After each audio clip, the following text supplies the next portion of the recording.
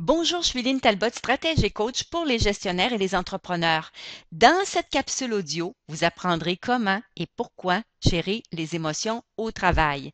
Les émotions, elles sont contagieuses beaucoup plus qu'on ne le croit, tant d'un point de vue positif que négatif. Et c'est bien connu, votre attitude et non vos aptitudes vous donnent de l'altitude. C'est bien beau tout ça, mais concrètement, ça veut dire quoi? Donc, l'attitude et les émotions, elles influencent jusqu'à 60% de la performance, la vôtre et celle de votre entourage, positivement ou négativement. Par exemple, une collègue commet une grave erreur. Comment est-ce que vous réagissez et quel impact aura votre réaction sur votre équipe? Cette prise de conscience, elle est cruciale.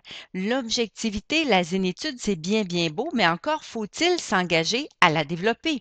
Et en tant que chef d'entreprise ou gestionnaire, j'ajouterais qu'en plus de la développer, vous devez être un modèle.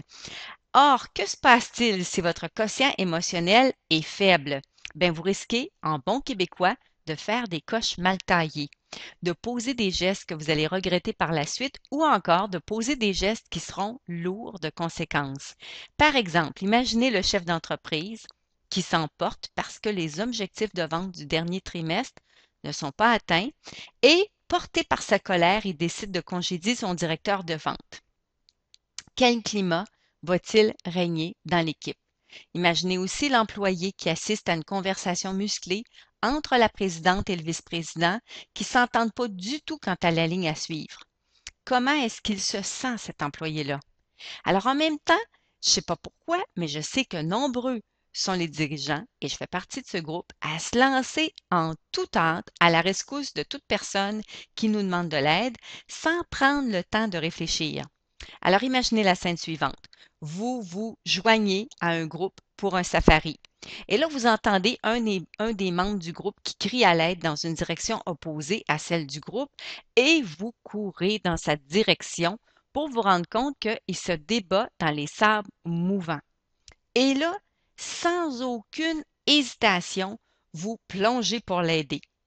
Petit détail, vous vous rendez vite compte qu'il n'y a pas de liane, qu'il n'y a pas de bouée, il n'y a rien pour vous aider à sortir tous les deux de ce trou. En quoi est-ce que vos émotions vous ont-elles nui? Puis en quoi auraient-elles pu vous aider à porter secours à cette personne? Alors, l'intelligence émotionnelle, c'est l'intelligence du cœur. C'est la plus petite forme d'intelligence, mais c'est aussi la plus puissante. Elle est plus puissante que votre intelligence cervicale, plus puissante encore que votre petite voix intérieure, soit votre intelligence du ventre. Pourquoi? Elle irradie. Elle est captée sur une grande distance. Elle projette. D'ailleurs, tous les artistes ayant à se produire sur une scène font appel à cette intelligence du cœur pour conquérir leur auditoire. Il y en a même qui réussissent mieux que d'autres. Donc, pensons par exemple à des gens comme Marc Favreau, Fred Pellerin, Marie-Mé, qui arrivent à connecter avec des milliers de personnes qui se trouvent devant eux.